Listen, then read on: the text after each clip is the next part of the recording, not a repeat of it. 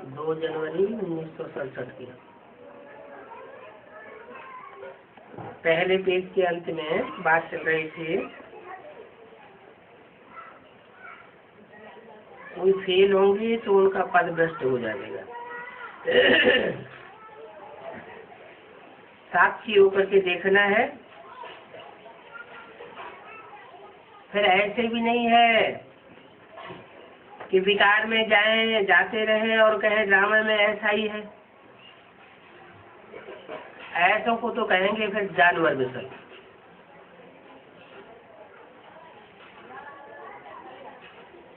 दूसरा पेज, ये बुद्धि से समझने की बातें हैं। बाप कहते हैं देही अभिमानी बनो,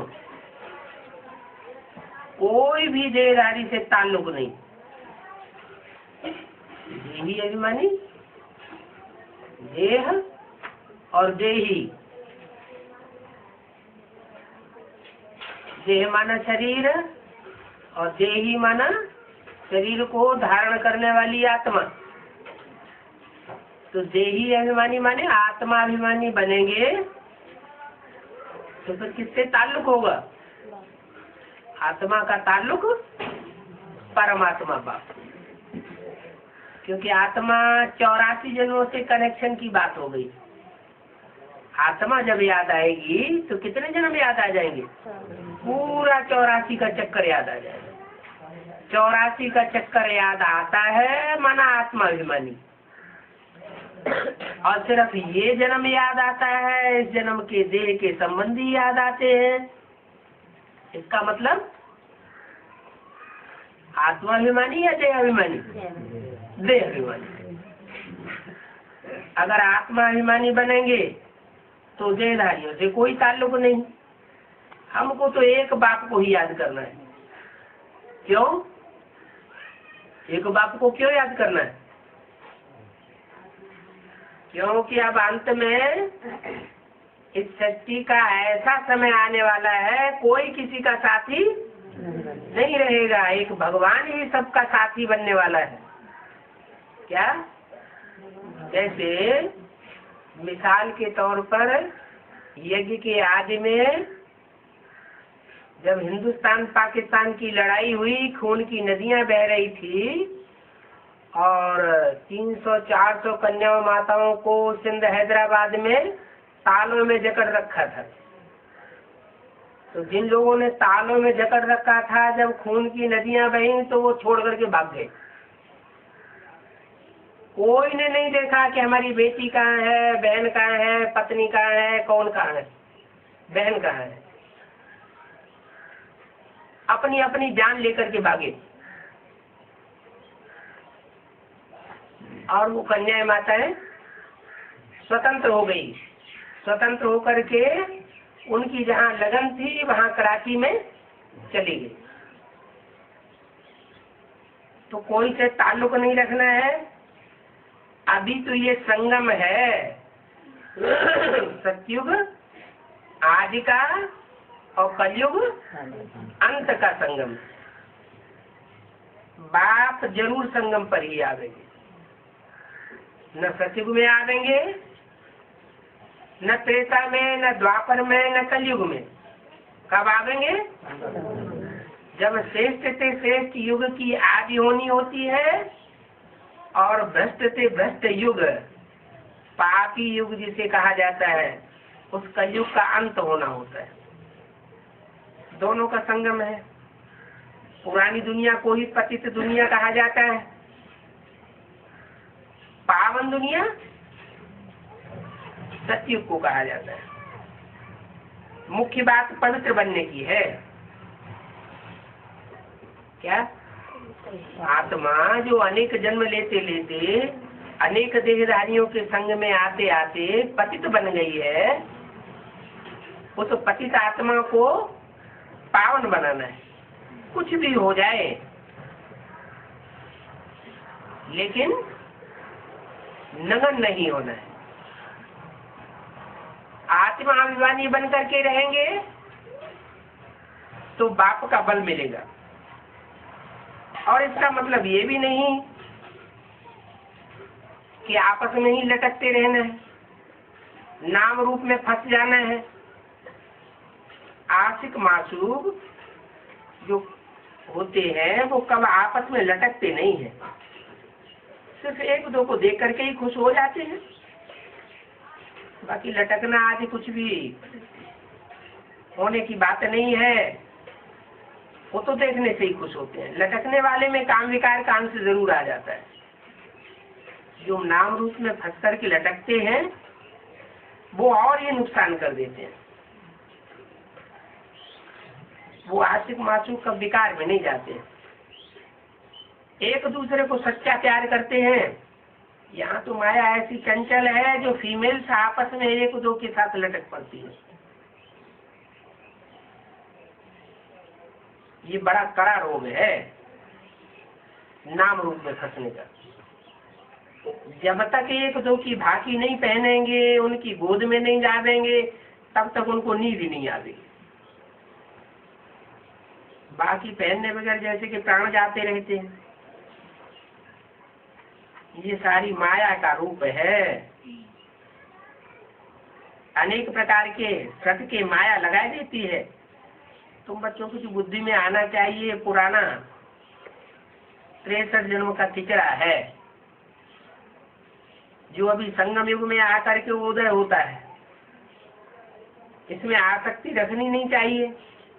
कोई को भी देह में नहीं फंसना है, एक बात को याद करना है तो ये बहुत मंजिल भारी। मंजिल भारी क्यों है? क्योंकि 63 जन्मों की रील अभी संगम युग में घूम रही है। विश्व का मालिक बनना है, ऐसे भी भारी मंजिल है। जितना ऊंचा पुरुषार्थ उतनी भारी मंजिल। भारी मंजिल को भी सहज कैसे बनाते हैं? भारत का प्राचीन योग तो गाते भी है, परंतु इससे क्या हुआ ये कोई नहीं समझ सकते। तुम समझाते हो योग बल से हम विश्व में मालिक बनते हैं, इसमें लड़ाई की कोई बात नहीं है। पांडवों ने बरोबर राज्य लिया, परंतु सुप्रीम पंडे के साथ योग लगाया। क्या सुप्रीम पंडा? तो इसका मतलब नंबरवार पंडे और भी हुए ना। उन पंडों के साथ योग नहीं लगाया, सुप्रीम पंडे के साथ योग लगाया। सुप्रीम पंडा कौन हुआ? शिव बाबा। सुप्रीम पंडे के साथ योग लगाया तो विघ्न विनाश हुए। पंडे के साथ जाना होता है ना, गाइड करता है ना पंडा। तो जब विक्रम विनाश हुए तब दूसरे जन्म में राजा ही पद पाया। ये है ही प्रिंस प्रिंसेस बनने की मिशन। जैसे वो रामकृष्ण की मिशन है, वैसे ये प्रिंस प्रिंसेस बनने की मिशन है। दुनिया में अलग अलग संस्थाएं होती है, उनका अपना अपना एम ऑब्जेक्ट होता है। डॉक्टरी का कॉलेज होगा तो डॉक्टर बना देगा, इंजीनियरिंग का कॉलेज होगा इंजीनियरिंग बना देगा, इंजीनियर बना देगा। वकील का कॉलेज होगा जज बना देगा, वकील बना देगा। और ये भगवान आकर के राजयोग सिखाते हैं तो कौन सा कॉलेज खोलते हैं? है राजयोग यूनिवर्सिटी। इसमें राजयोग सिखाया जाता है राजा बनाने के लिए। जन्म जन्मांतर के राजाएं हुए, छोटे बड़े राजाएं हुए, महाराजाएं हुए, उनको राजा ही करना किसने सिखाया? कोई कॉलेज खोला क्या? कोई ने पढ़ाई किया है?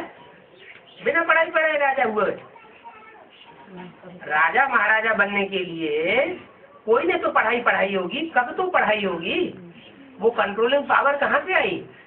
सबके अंदर तो कंट्रोलिंग पावर नहीं आती। तो ये संस्कार भरते हैं संगम युग। जब भगवान बाप सृष्टि पर आते हैं तो आकर के राजयोग की पढ़ाई पढ़ाते हैं, और उस पढ़ाई से ऐसी शक्ति भरती है आत्माएं कि जन्म जन्मांतर के राजाएं बनते हैं। परंतु माया भी पीछे पड़ती है। राजयोगियों के पीछे माया पड़ती है, ऐसे सहज विकर्म विनाश नहीं होने देती। वो सन्यासी है, उनकी मिशन अलग होती है, और तुम्हारी तो ये ईश्वरीय मिशन है। मनुष्य जो पतित बन गए हैं उनको श्रीमत पर पावन बनाने की मिशन है। कहते भी ये पतित पावन आओ, ऐसे क्यों कहते हैं? आओ ऐसे क्यों कहते हैं? जरूर आकर के पतितों को पावन बनाया होगा। ऐसे थोड़े ही कि आता है और ब्रह्मा के तन में ज्ञान सुना के चला जाता है और फिर बाद में पतित अपने आप पावन बनते रहते हैं। या जिन्होंने ब्रह्मा के सन्मुख रह करके ज्ञान सुना, वो हमको पतित से पावन बनाते रहते हैं। ऐसी कोई बात नहीं। पतितों को पावन स्वयं बाप आकर के बनाते हैं। बाप के अलावा और कोई पतितों को पावन बना ही नहीं सकता। और जिनको पतित से पावन बनाते हैं उनकी भी निशानी बता दी। जो पतित से पावन बनते हैं वो ही बुलाते हैं। जो पतित से पावन बनते नहीं वो कभी बुलाते नहीं। 63 जन्मों में भी नहीं बुलाते और संगम युग में भी नहीं बुलाते। जरूर दूसरे धर्म में कन्वर्ट होने वाली आत्माएं होंगी, उन पर दूसरे धर्मों का छिलका लगा हुआ होगा, तो वो क्यों बुलाएंगी? वो किसको बुलावेंगे? जो दूसरे धर्मों में कन्वर्ट होने वाले ब्राह्मण होंगे वो किसको बुलावेंगे? है? वो अपने धर्म पिताओं को बुलावेंगे। तुम पतित से पावन बनते हो, तुम हो सूर्यवंशी चंद्रवंशी, इसलिए तुम बुलाते हो। कहते भी है पतित पावन सीताराम, इसको बुलाते हैं पतित पावन कह के, सीताराम को बुलाते हैं ना। धर्म पिताओं को क्यों नहीं बुलाते? क्योंकि धर्म पिताओं ने तो इस सृष्टि पर आकर के पतितों को पावन बनाया नहीं। ये सृष्टि तो और ही पतित होती चली गई। राम और सीता के द्वारा परमात्मा शिव इस सृष्टि पर प्रवेश करके सारी सृष्टि को पावन बनाते हैं। जो पूरे पूरे पावन बनते हैं वो देवता कहे जाते हैं। अधूरे पावन बनते हैं तो देवता नहीं कहे जाते। क्या कहे जाते हैं? दैत्य। द्वापर युग से इब्राहिम के आने के बाद जो भी इस सृष्टि पर आत्मा आती है वो सब क्या हो गई? दैत्य हो गई। और जो पहले इब्राहिम के आने से पहले जो आत्माएं ऊपर से उतरती है वो हो गई देवता। उन देवताओं में भी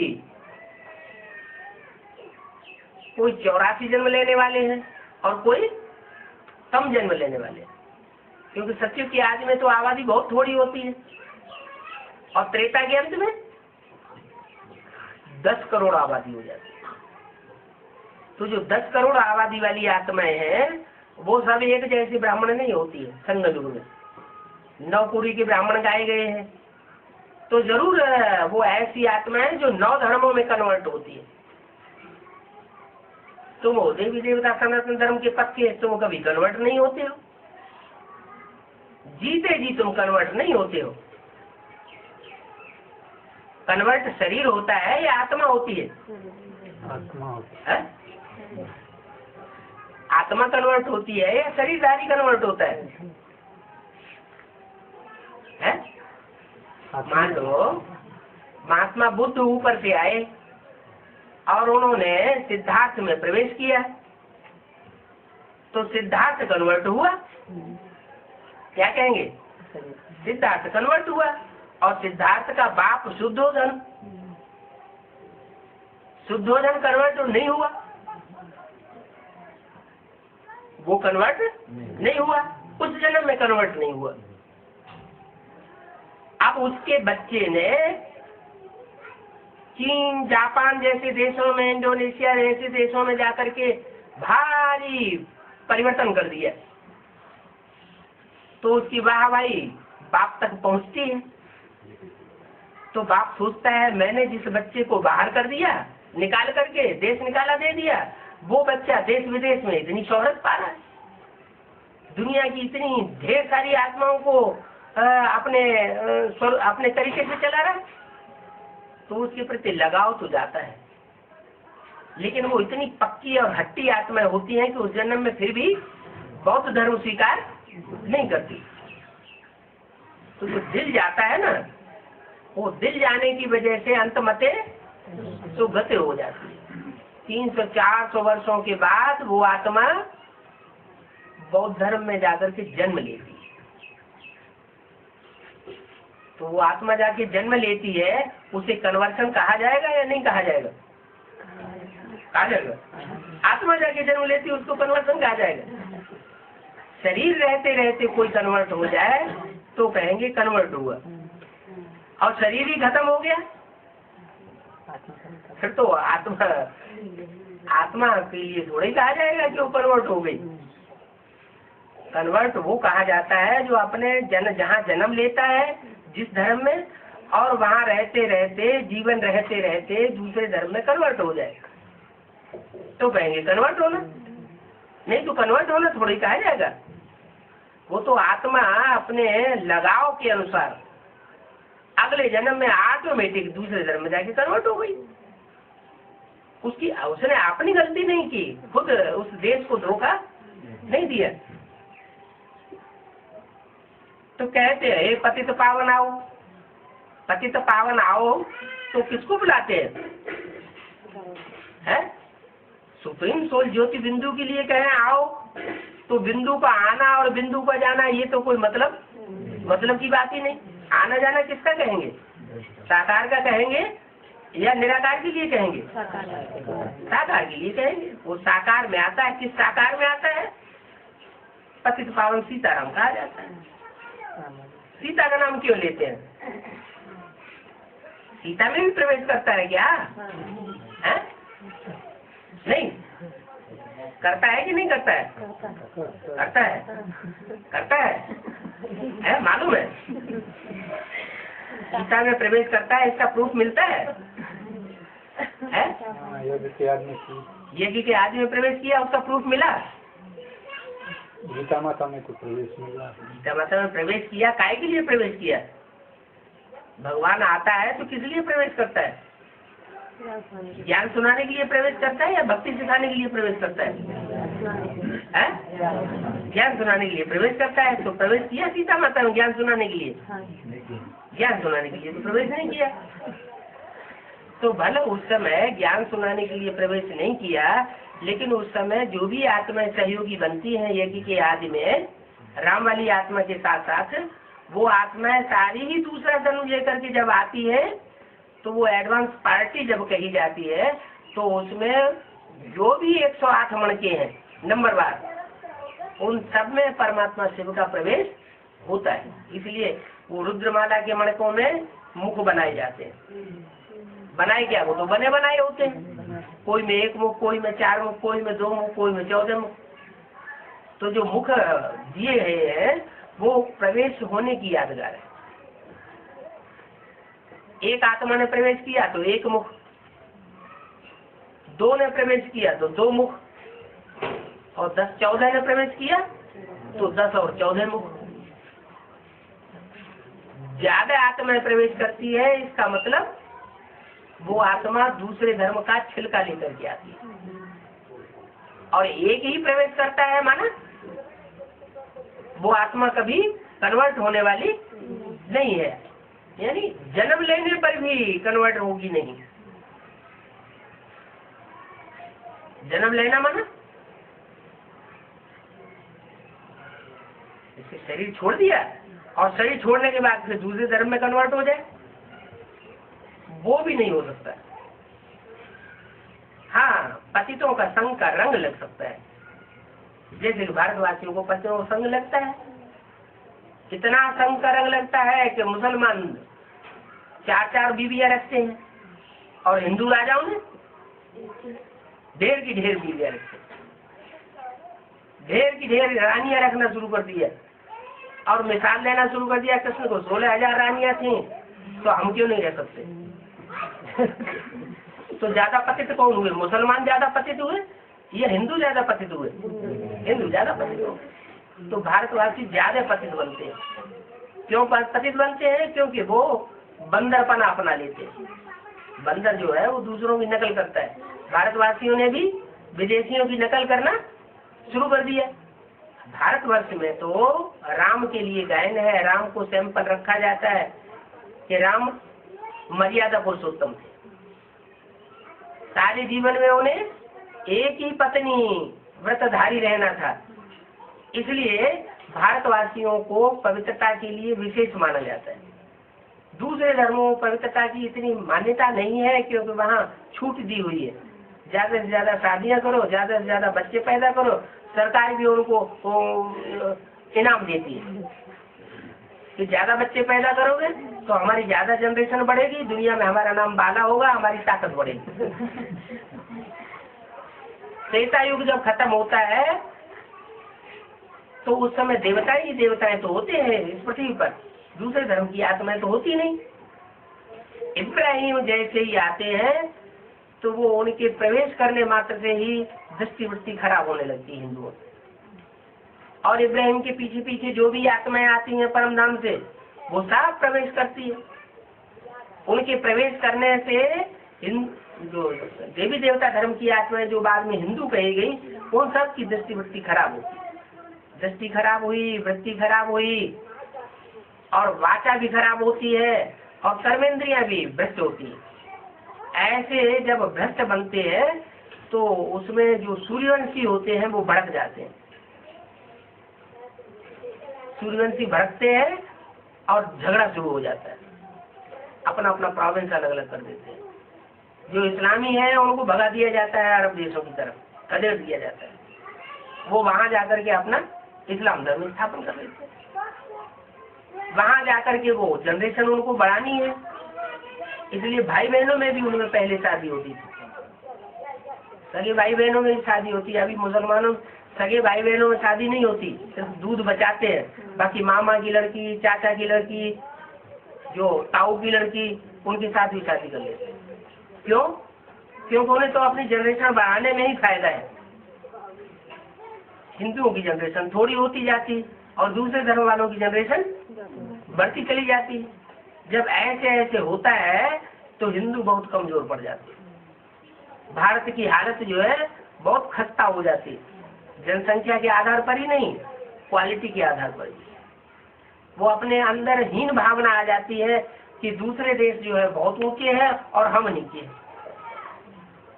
इसका प्रूफ ये है कि यहाँ के जितने भी जहीन वर्ग, जो अच्छे अच्छे बुद्धिमान लोग होते हैं, वो सब विदेश भाग रहे हैं पैसा कमाने के लिए। भारत की सरकार उनको उनका वेतन नहीं दे पाती, उनकी कदर नहीं कर पाती। जो जहीन है भी इंडिया में जो 2-4, तो उनको कोई पूछता नहीं। ऐसी स्थिति जब हो जाती है तो विदेशों को बहुत ऊंचा समझते हैं और भारत को बहुत नीची दृष्टि, अपने को नीची दृष्टि से देखने लग पड़ते हैं। विदेश की शिक्षा को बहुत अच्छा समझते हैं, विदेश के खान पान को बहुत अच्छा समझते हैं। नहीं तो भारतवासियों को अन्न तो बहुत शुद्ध था। देवताएं कोई मांस, गोश्त, मछली, अंडा, शराब नहीं खाते थे। देवताओं का जो भोजन था वो प्रकृति मुहैया कराती थी। सात्विक जीवन और सात्विक प्रकृति, इतनी सात्विक प्रकृति थी कि उन्हें कोई काम नहीं करना पड़ता था, कोई कल कारखाने नहीं थे, और फिर भी प्रकृति के द्वारा सब कुछ मुहैया होता था। तो ऐसी जिंदगी जिन देवताओं की थी भारतवर्ष में, वही देवताएं आकर के अंतिम जन्म में, कलयुग के अंत में आकर के दूसरों के संग के रंग में आकर के, विधर्मियों के संग के रंग में आकर के नीचे गिर जाते हैं। अब बाप कहते हैं कि मैं आया हुआ हूं भले तुम सारी दुनिया के मुकाबले जाति पत्त बन गए, तुम्हारे कर्म जाति भ्रष्ट हो गए। दूसरे देशों में इतनी रिश्वत नहीं चलती है, इतना भ्रष्टाचार नहीं चलता है, और भारतवासियों में जबरदस्त भ्रष्टाचार। आज के देश की सबसे बड़ी समस्या हो गई है, ये भ्रष्टाचार कैसे खत्म हो। बाप कहते हैं जो खुद भ्रष्टाचारी है वो भ्रष्टाचार खत्म कर ही नहीं सकते। मैं ही जब इस सृष्टि पर आता हूँ तो इस भ्रष्टाचार को खत्म करता हूँ। और ये भ्रष्टाचार की शुरुआत कहाँ से होती है? इस भ्रष्टाचार की शुरुआत होती है देह अभिमान से। देहभान होने से ही, अपने को देह समझने से, दूसरों को देह समझने से काम विकार की पैदाइश होती है। यह है सबसे बड़ा विकार। ऐसे तो 5 विकार है, काम, क्रोध, लोभ, मोह, अहंकार, लेकिन सबसे बड़ा विकार है काम विकार। काम विकार ये मुखिया है, जैसे डकैतों का मुखिया होता है। अगर इसके ऊपर जीत पा ली तो बाकी सब भाग जाएगी। गीता में भी कहा है, हे अर्जुन, काम और क्रोध ये तड़े महाशत्रु है, तू इनको जीत ले। उन्होंने फिर स्थूल युद्ध दिखा दिए। अरे दो बातें क्यों कर दी? या तो काम क्रोध को जीत लो, या फिर दुर्योधन दुशासन को जीत लो। लेकिन काम क्रोध जो है वही लड़ाई वास्तव में है, मनुष्य के अंदर की लड़ाई है। मनुष्य अपने अंदर की जो दुर्गुणों को अगर जीत लेता है, कमजोरियों को जीत लेता है, तो विश्व विजयी बन सकता है। इसलिए कहते भी है, मन जीते जगत जीत, माया जीते जगत जीत, मन के हारे हार और मन के जीते जीत। ये मन जो है वो हमको गड्ढे में ले जाता है। तो मन कंट्रोल में करने के लिए परमात्मा इस सृष्टि पर आता है और भारतवासियों को खास सिखाता है कि तुम अपने मन को कैसे कंट्रोल करो। क्या करो? अपन को आत्मा समझो। हम ज्योति बिंदु आत्मा है, प्रकृति के मध्य में निवास करने वाला सितारा इन आंखों से देखता है। जब तक ये सितारा प्रकृति में मौजूद है तब तक आंखों में से रोशनी निकल रही है, और जैसे ही वो सितारा निकल जाता है मनुष्य मुर्दा हो जाता है और आंखें बटन हो जाती, वो रोशनी चली। तो जो सितारा है आत्मा, उस सितारे की स्थिति में टिकना माना आत्माभिमानी बने, और आत्माभिमानी बने तो काम विकार स्वतः ही नष्ट होता है। कैसे? हम आत्मा और तुम आत्मा।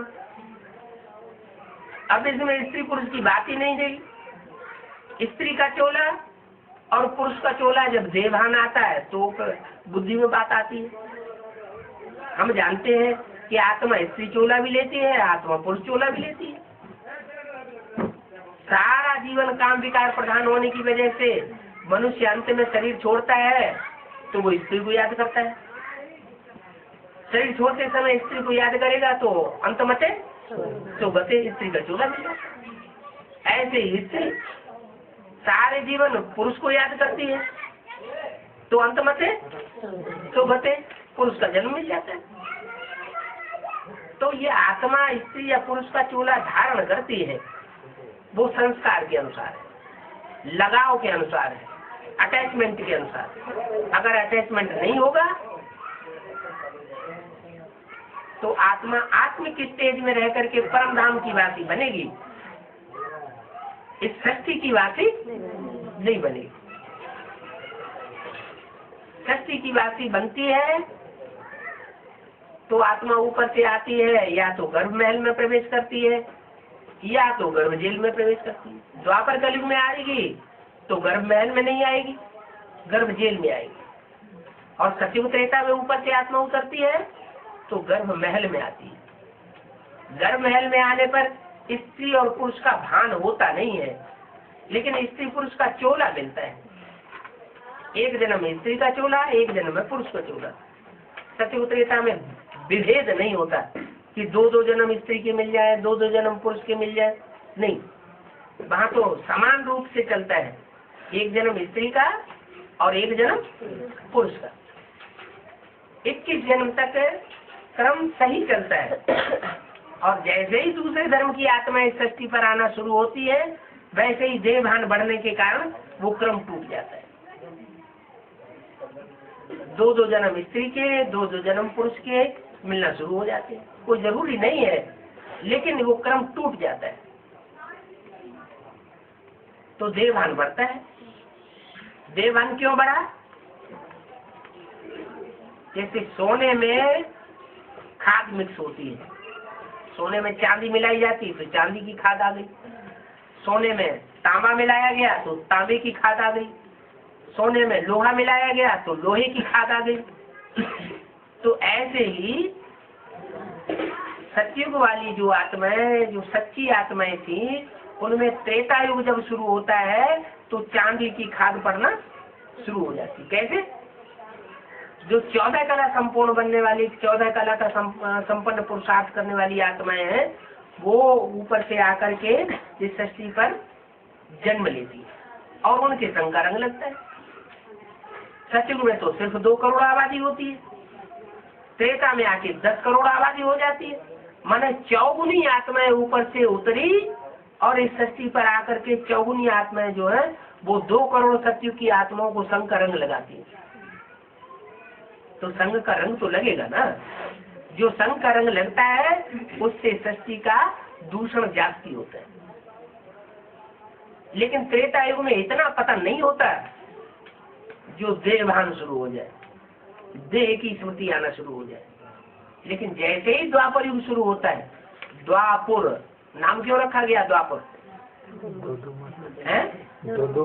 2-2 मतें शुरू हो जाती है।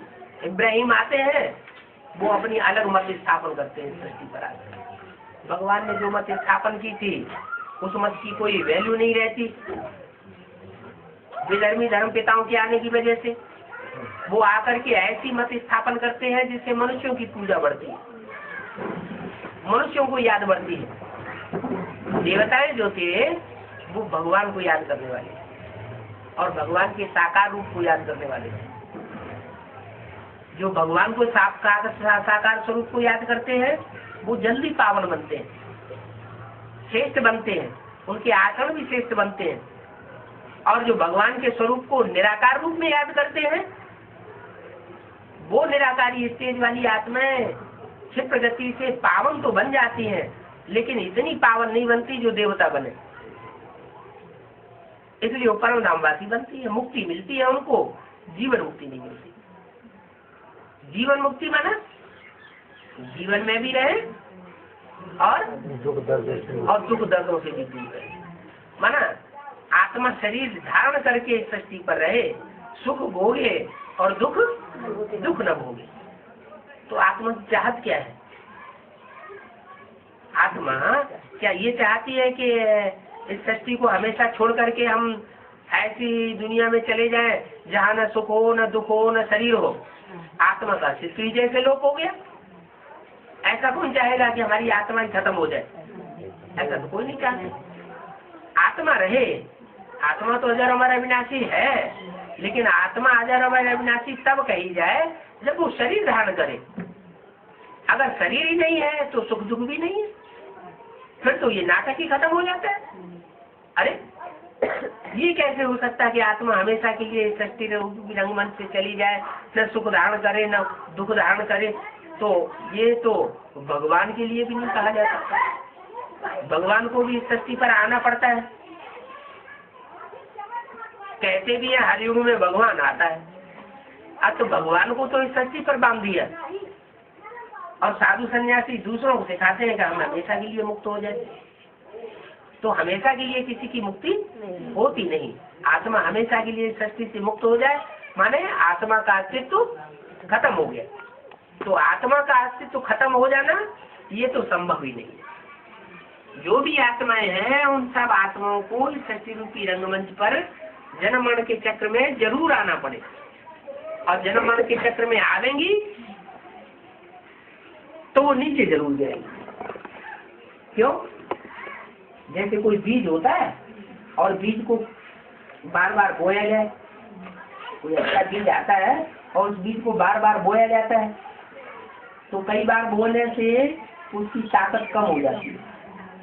जो पहले 20-25 दाने निकलते थे, दूसरी बार बोले तो उसमें कम दाने निकलेंगे, कम मोटा दाना निकलेगा, उसका पौधा छोटा होने लगेगा। तो ऐसे ही आत्मा भी एक प्रकार का बीज है। ये परमधाम से सृष्टि पर जब ये आत्मा आती है तो पावरफुल शरीर धारण करती है। इंद्रियों में ताकत ज्यादा होती है, सुख भोगने की भी ताकत ज्यादा होती है। और जैसे जैसे जन्म मरण के चक्र में आती जाती है, इसकी शक्ति क्षीण होती जाती है, इंद्रियों में ताकत भी कम होती जाती है। आज से 300-400 वर्ष पहले की हिस्ट्री तो मनुष्य के पास ऐसी मौजूद है जो कोई काट नहीं सकता। 300-400 साल पहले महाराणा प्रताप की जो तलवार है वो म्यूजियम में रखी हुई है। वो तलवार इतनी भारी है कि कोई साधारण आदमी मुझे उठा भी नहीं सकता किसी, और वो तलवार चलाते थे। तो कितने बलिष्ठ शरीर होते थे 400 साल पहले। और ये सृष्टि तो 2500 साल नहीं, 5000 साल पुरानी, 2500 साल की तो हिस्ट्री मिल रही है, इतिहास मिल रहा है। 5000 साल पहले जब सतयुग बरसता था इस सृष्टि पर, तब देवताओं के शरीर कितने सुडौल और सुंदर और शक्तिशाली होते होंगे। आज भी मंदिरों में देवताओं की जो चेहरे दिखाए जाते हैं, उनमें आंखों में कितनी ललक दिखाई पड़ती है, कितनी शोभा दिखाई पड़ती है। आंखें बड़ी बड़ी दिखाई जाती है, चेहरे पे चमक दिखाई जाती है। और आज 84 जन्म लेने के बाद क्या हुआ? कलयुग के अंत में हर मनुष्य की आंख अंदर धस गई। क्यों धस गई अंदर? क्योंकि आत्मा में ताकत नहीं है। तो अब ये आत्मा रूपी जो बैटरी है, इस बैटरी को चार्ज करने के लिए जनरेटर चाहिए। वो जनरेटर है परमपिता परमात्मा से। वो इस सृष्टि पर जब आता है तो कोई साकार तन में प्रवेश करता है। जिस साकार तन में मुकर्रर रूप से प्रवेश होकर के इस सृष्टि पर प्रत्यक्ष होता है, उस तन को पहचानना ये सब आत्माओं के बस की बात नहीं। दूसरे धर्म की आत्माएं जल्दी नहीं पहचानेंगी। कौन पहचानेंगे? जो असल सूर्यवंशी आत्माएं होंगी, जो सृष्टि की आदि में आई होंगी, एकदम 84 जन्म लेने वाली आत्माएं, वो आत्मा पहले पहचान। वो सूर्यवंशी है। गीता में भी लिखा हुआ है, भगवान जब आते हैं तो सबसे पहले सूर्य को ज्ञान सुनाते हैं। तो सूर्य जब ज्ञान सुनेगा भगवान से, तो वो किसको सुनाएगा? है? इब्राहिम के बच्चों को सुनाएगा। किसको सुनाएगा? सूर्य अपने बच्चों को पहले सुनाएगा। तो सूर्यवंशी बच्चे जो है वो पहले इस ज्ञान को सुनते हैं, और जो सुनते हैं उनमें फिर नंबरिंग बनती है। वो फिर 108 रुद्रमाला के बढ़ के संसार में प्रत्यक्ष होते हैं। माला पहले रुद्र की माला तैयार होती है, तैयार तो होती है, लेकिन वो आत्माएं ऐसी आत्माएं हैं जो जन्म जन्मांतर राजाई प्राप्त करने वाली आत्माएं। सतयुग में भी, त्रेता में भी, द्वापर में भी, कलयुग में भी, हर युग में जन्म जन्मांतर राजाई प्राप्त की है। किसी ने कम, किसी ने ज्यादा। कोई ऐसी भी होती है कि कोई जन्म में राजा नहीं बनती, लेकिन प्रिंस प्रिंसेस बन के रह जाती है, राजकुमार राजकुमारी बन के रह जाती है। जैसे कोई राजा को 4 बच्चे पैदा हुए, तो एक ही तो गद्दे पे बैठेगा कि चारों गद्दे पे बैठ जाएंगे? एक गद्दे पे बैठता है, बाकी 3 राजकुमार हो जाते हैं। तो राजकुमारी की पोजीशन तो मिलती है, तो भी तो पोजीशन तो ऊंची हुई ना। प्रजा में जो और साधारण साहूकार है, और जो बड़े बड़े ओहदेदार हैं, और जो अधिकारी हैं, उनके मुकाबले उनका मर्तबा तो ज्यादा होता है। तो कहने का मतलब ये पढ़ाई के ऊपर आधारित है। और पढ़ाई है खास किस प्रैक्टिस की? आत्म की। सवेरे उठ करके जितना हम आत्मा की याद में अपने फाउंडेशन पक्का डाल लेंगे, सारा दिन वो आत्म की स्थिति मजबूत बनी रहेगी। जैसे अभी संगम युग है, संगम युग में जो आत्माएं जितना ज्यादा आत्म की स्थिति की प्रैक्टिस करती है, जन्म जन्मांतर वो उतनी ज्यादा आत्म की स्थिति में रहेंगी। ज्यादा आत्म की स्थिति में रहेंगी तो दूसरे धर्म की जो आत्माएं ऊपर से आती है वो प्रवेश ही नहीं कर पाएंगी और बार बार यहाँ देह भाग में आएंगी, देह के आकर्षण में आएंगी, तो आत्मा की ताकत कम होती जाएगी। आत्मा की ताकत कम होने से क्या होगा, द्वापर युग से दूसरे धर्म की आत्माएं आती हैं, वो प्रवेश कर जाएंगे। अभी भी भूत प्रेत आत्माएं किस में प्रवेश करती है, कमजोर में या पावरफुल में? जो कमजोर आत्माएं होती है उनमें भूत प्रेत प्रवेश कर जाते हैं। तो इसलिए बाबा का जो ज्ञान है वो ये सिखाता है कि हमारे ऊपर कोई अधिकार न कर सके। क्या ऐसा ज्ञान देता है कि हमारे ऊपर कोई अधिकार न कर सके। हम दूसरों के ऊपर अधिकार भले करें, सत्युग त्रेता में अधिकार करने की बात नहीं, कहाँ द्वापर कली, लेकिन दूसरे हमारे ऊपर अधिकार न जमा पाए। जैसे महाराणा प्रताप हुए, उस समय अकबर का राज्य था, सारी इंडिया में वो तो सम्राट था, लेकिन उन्होंने उसकी आधीनता स्वीकार नहीं की। कौन सी ताकत थी? वो तो एक चित्तौड़ छोटा सा राज्य, उसके राजा थे, और सम्राट अकबर तो सारे देश का राजा था। इतने बड़े सम्राट के सामने उनकी ताकत क्या बड़ी, कोई ज्यादा ताकत थी? लेकिन फिर भी अंजाम क्या हुआ, महाराणा प्रताप ने कभी भी उनकी आधीनता स्वीकार नहीं की। ये शक्ति कहाँ से भरी? ये संगम में शक्ति भरी आत्मा। ऐसे शिवाजी, कहाँ शिवाजी के पिताजी छोटे से औहदेदार, उनके घर में शिवाजी पैदा हुए, और औरंगजेब तो सारे भारत का सम्राट। शिवाजी ने उनकी आधीनता कभी भी स्वीकार नहीं की। एक बार जंगल में फंस भी गए तो कोई न कोई युक्ति बना करके और निकल गए, हिम्मत नहीं हारी। माना हिम्मत जो करता है शिव बाबा उसको मदद जरूर देता है। अभी भी मदद दे रहा है, अभी तो संगम युग में प्रैक्टिकल में आया हुआ है, तो जो जितनी हिम्मत करेंगे उनको उतनी मदद शिव बाबा से मिलती रहेगी। अभी किस बात की हिम्मत सबसे ज्यादा करनी है? सेवा है, सेवा की हिम्मत सबसे ज्यादा हिम्मत करनी है पहले अपनी सेवा करनी। फिर जो भी संगी साथी मिले, जो भी संसर्ग संपर्क में आने वाली, संबंध में आने वाली आत्माएं हैं, उनकी सेवा करने की हिम्मत मिले। हम उनकी डिसर्विस न करें। क्या करें? उनकी सेवा करें। वो भले हमारे लिए कुछ भी करें, गालियां दें, ग्लानि करें, लेकिन हम उनकी सेवा करें। अगर ऐसी सेवा करने की हिम्मत हमारे अंदर जागती रही तो हम बाप के हिम्मतवान बच्चे कहे जाएंगे। क्या हिम्मते बच्चे मदद, बाप जरूर मदद करेगा। सारा विश्व एक तरफ और एक आत्मा एक तरफ भी हो जाए तो भी बाप उसको मदद करने के लिए बांधा हुआ है। कहाँ 5 पांडव दुनिया और कहाँ 500-700 करोड़ मनुष्य आत्माएं, सारे कौरव और यादव और सारे ही दुश्मन। कोई बाहर की दुनिया की तरीके से दुश्मन, कोई ब्रह्मा कुमार कुमारी बनकर के दुश्मन, और कोई प्रजापिता ब्रह्मा कुमार कुमारी बनकर के भी दुश्मन हो जाते हैं।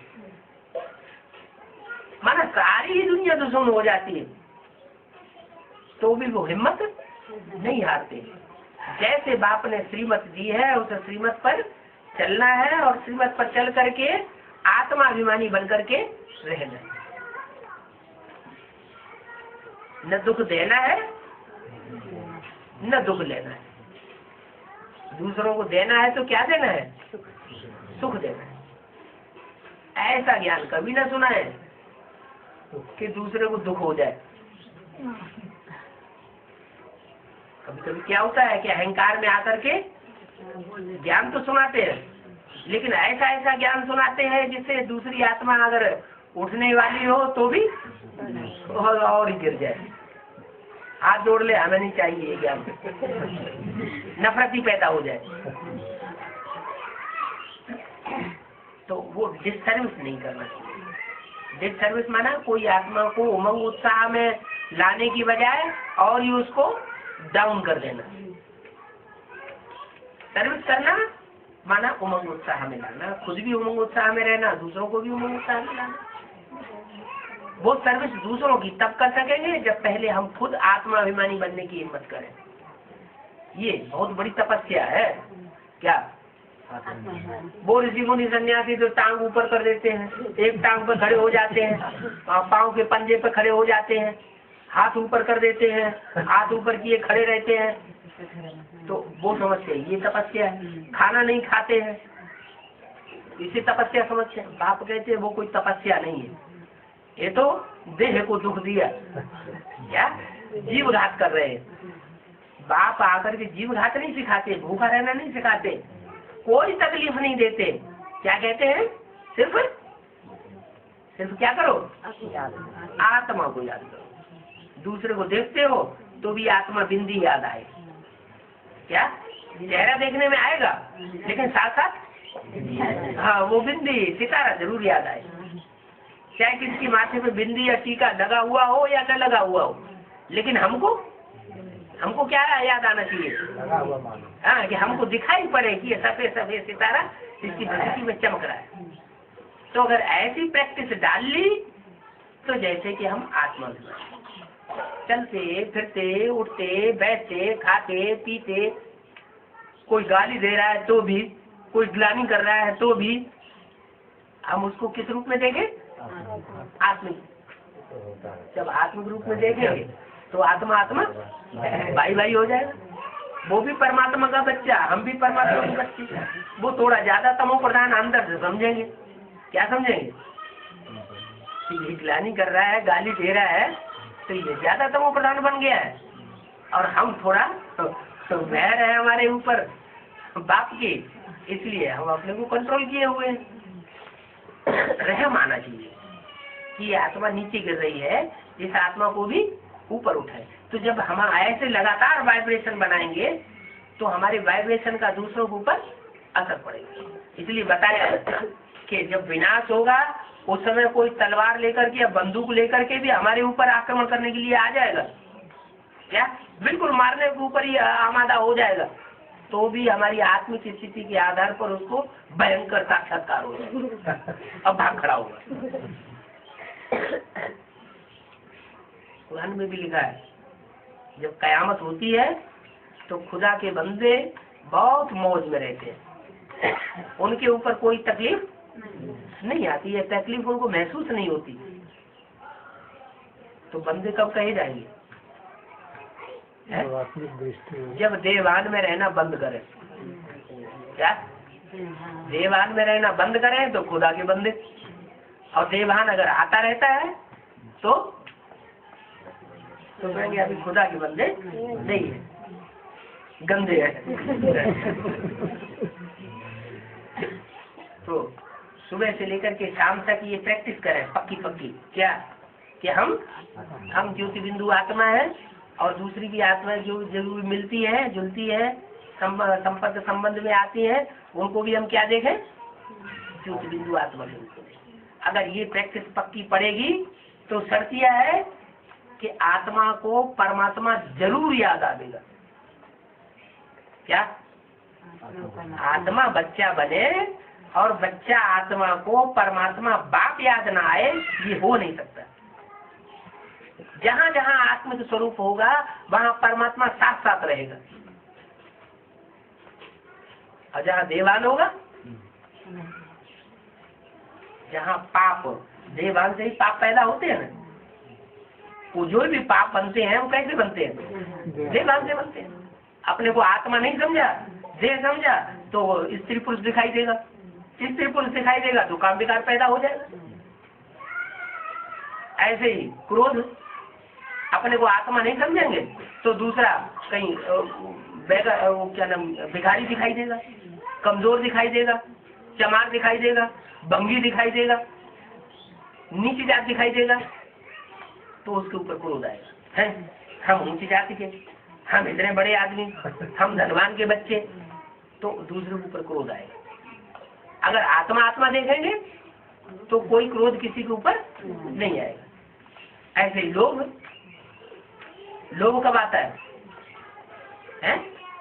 मैंने कमाया, मेरे शरीर ने कमाया, मैंने अपने शरीर से ये धन कमाया, ये धन मेरा है, तो वो लोभ आ जाता है।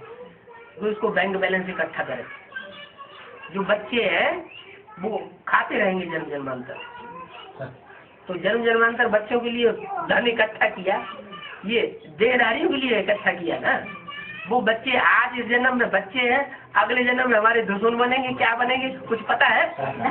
कुछ भी पता नहीं। तो लोभ जो है उसका भी मूल क्या हुआ? देह अभिमान। चाहे देह अपनी है, अपनी देह के लिए, और चाहे दूसरों की देह के लिए धन का लोभ किया, खाने पीने की चीजों का लोभ किया, तो वो लोभ का मूल जो है वो देह अभिमान होता है। आत्मा समझेंगे तो वो देहभान लोभ का पैदा नहीं होगा। ऐसे मोह, मेरा बच्चा, ये इसका बच्चा, माताओं में ज्यादा होता है। मेरा बच्चा, मेरे को क्या ऐसे देखा, मेरे से मेरे बच्चे से ऐसे क्यों कहा, ये तो तेरा बच्चा है। जैसे सौतन में झगड़ा होता है ना, ऐसे झगड़ा हो जाता है। तो ये जो मोह है उसका भी मूल क्या हुआ? मेरे पेट से पैदा हुआ बच्चा और तेरे पेट से पैदा हुआ बच्चा, उसका बच्चा और मेरा बच्चा। चाहे क्रिश्चियन से पैदा हुआ हो, क्रिश्चियन से पैदा हुआ वो भी बच्चा, और हिंदुओं से पैदा हुआ वो भी बच्चा। क्रिश्चियंस को क्यों नहीं छूते? क्रिश्चियंस को घर में रखने से नफरत क्यों करते? मुसलमानों को नफरत क्यों करते हैं? चमारों को नफरत क्यों करते? जो भंगी है उनको नफरत क्यों करते? गंद उठाते, खराब काम करते हैं क्या? माँ भी तो गंद उठाती है, माँ की ना मौजूदगी में बाप भी तो गंद उठाता है। तो एक का उठाता हो तो अनेकों का उठाते हैं।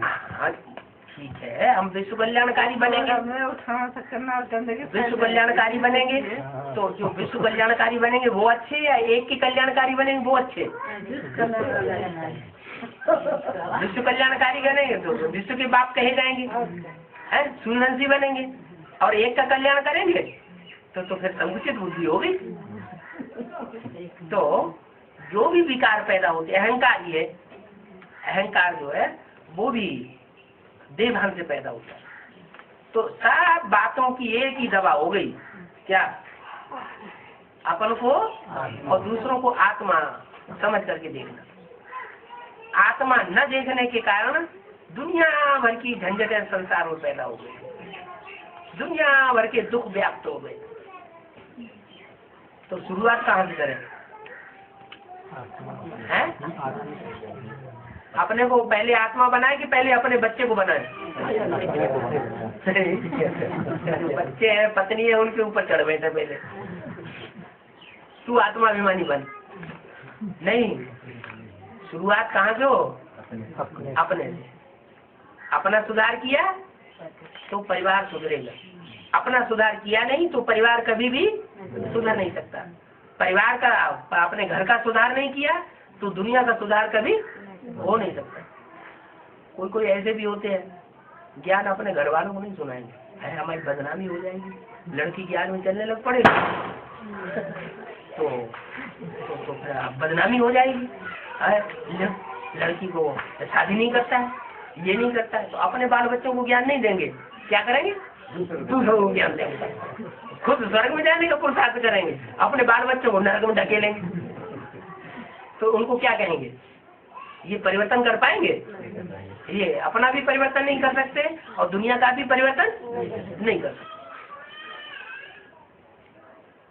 तो आत्मा बनना, आत्मिक स्थिति में अपने को देखना, ये पहली सीढ़ी है पुरुषार्थ की। उसके बाद कौन सी सीढ़ी है? दूसरी सीढ़ी कौन सी? परमात्मा बाप को याद करना। बाप को याद तभी कर सकेंगे जब ज्ञान लेंगे। क्या ज्ञान अगर लेंगे नहीं, ज्ञान में रस होगा नहीं, तो बाप की पहचान नहीं हो पाएगी। क्योंकि बाप जो है वो असली रूप में तो बिंदु है, शिव ज्योति बिंदु बाप है ना, कि कोई देहधारी बाप है, वो तो हमें पता ही नहीं है। इतनी बड़ी दुनिया में कैसे पता चले कि राम बाप कौन है, और सृष्टि रूपी रंगमंच का पहला पत्ता, पहला बच्चा कृष्ण कौन है, हमें कैसे पता चलेगा? पता चलेगा क्या? नहीं। वो तो ज्ञान में जब हम घुसेंगे तब हम जान सकते हैं। तो ज्ञान जो है वो कैसे मिलेगा? है ज्ञान माने जानकारी। वो जानकारी कैसे मिलेगी? पहली जानकारी तो बाप से ही मिलेगी। आत्मा की जानकारी बाप से मिलती है, परमात्मा की भी जानकारी बाप से मिलती है। और आत्मा परमात्मा इस सृष्टि रूपी चक्र में कैसे अपना पार्ट बजाते हैं, आत्मा कैसे पार्ट बजाती है, परमात्मा कैसे पार्ट बजाते हैं, वो भी सारी जानकारी बाप से ही मिलती है। तो वो अंतर पैदा हो जाता है आत्मा में और परमपिता परमात्मा में। क्या अंतर पैदा होता है? आत्माएं जो भी है वो जन्म मरण के चक्कर में आने वाली है, वो सब सुख और दुख भोगने वाली है। और परमात्मा परमपिता